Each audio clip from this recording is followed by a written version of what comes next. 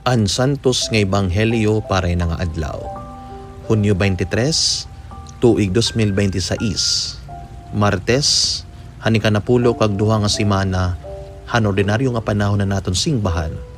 Kinuha kan San Mateo kapitulo 7, bersikulo 6, 12 nga dahiton 14. Nagsiring Jesus sa naya mga tinun-an. Ayaw hiyatag ha mga ayam an baraan nga butang, kay bangin kamo banhagon ngan kumagat ha iyo. Ayaw ilabog an iyong mga perlas ngadtuhan mga baboy, kay pagtatamak-tamakan la ito nira. Buhatan niyo ha iba, an karuyag niyo nga buhaton nira ha iyo. Amo inen kahulugan ng balaod ni Moises, hanigintutduhan mga manaragna. Sulod kamo ha naligot nga ragian, kaya luwagan na ragian, ngan masayo na ng dalan ti pakadto ha impyerno, ngan damo an naagi hini nga dalan. Kundi haligot an aragian, ngan makuri ang dalan ti pakadto ha kinabuhi nga dayon, ngan diri damo an nakakatultol hini nga dalan. An Ebanghelyo han Ginoo. Pagdayawon ka, Kristo. Halipotay nga pamalandong mga kabugtuan paray na nga adlaw. Ang Ebanghelyo nga nga adlaw ay naghihingaday may unong hiton golden rule. And when we say of golden rule, halos katanan nga religious organization amo ini iton rule or prinsipyo. What is the golden rule? Do not do unto others what you do not want others to do unto you. Ayaw pagbuhat ha iba, iton diri nimo karuyag pagbuhaton ha iba, hit iba ha imo. And do unto others what do you want others to do unto you. Buhat ha iba, iton imo karuyag buhaton iton iba nga da ha imo. Again, simple lang ang prinsipyo. Kung ma-open nga buhat, din buhata iton nga dahiton imo igkasitawo, para later on bubuhaton liwat ininera ha imo. Kanamo niya kan Jesus di dan Ebanghelyo. Nasa ring Jesus, buhatan niyo ha iba, an karuyag niyo nga buhaton nera ha iyo. However, the question remains, ano ini nga maupay nga angay naton buhaton nga dayton aton igkasitawo, para later on bubuhaton liwat ininera ha aton. Makabugtuan kung may daman usa nga butang nga angay naton igpaangbit or buhaton nga dayton aton igkasitawo, iniinwara iba kundi iton aton blessing.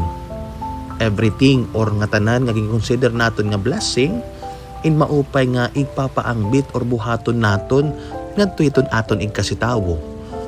May it be in the family, mga kasangkayan, mga tao nga nanginginahanglan, or bisan iton tao nga makuri, higugmaon. Iton pagka may ada maupay nga talent is a blessing. That is why we need to share those talents. Financial stability in life is a blessing. That is why we need also to share those blessings to others, especially ngadtuhan mga nanginginahanglan. Having a good family is also a blessing. That is why share also this blessing by way of sharing your journey as a family. Iton imo unique nga vocation story is a blessing. That is why do not be ashamed in sharing this story of you and your God nga dayton aton igkasitawo. Ngan bisan nga ni iton simple naton nga presensya is a blessing. Ngan damo pa nga mga blessing nga pwede naton maipaangbit ngadto hiton iba. Ayaw ighalod or ayaw hin kahalod hin pagpaangbit hiton aton blessing. Share your blessing so that you will also be a blessing to others. One good fruit of being a blessing to others is having a real and good friend. The importance of making real friends. Diri la plastic na sangkay or sangkay la kay may da kaulangan. Make friends. If you are alone, it is easy for you to give up, surrender, and to give in to the temptations. Do not isolate yourself. Nandini pala, nagbibuild na kita hin maupay nga relationship as brothers and sisters in Christ. Salit ko lawin naton ito nakakaproblema nga aton bugto. When they started to isolate nga dahiton pamilya or maupay nga kasangkayan, most of the times di na nagkakaproblema. And that is the work of the devil, diabolos, to separate. Again, be a blessing to others. But the real challenge is not there. Salit na sa ring Jesus towards the end of the gospel, haligot ang naragian ngan makuri ang dalam ti pakadto kinabuhi nga dayon. Makuri pero pwede. That is why the real challenge nga actually Danny Masuol is that after doing unto others what do you want others to do unto you, they are not doing it to you. After giving all, wala silang binalik sa iyo. Waray ka pasalamati, waray ka acknowledge, waray ka love back. Mga kabugtuan, that is the challenge in our vocation and eventually in our Christian life. After having a long day, after having a busy day, after having a very tiring day, and after giving all and doing all, wala. Parang wala lang sa kanila. That is why sometimes, if not most of the times, our suhol will become our self-gratification. Nga magtatrabaho ka, magbubuhat kayo maupay because you are expecting suhol or may kapalit. Makabugtuan sana hope and pray, diri kita mahulog hinsugad nga mentality. Diri maraot itong suhol.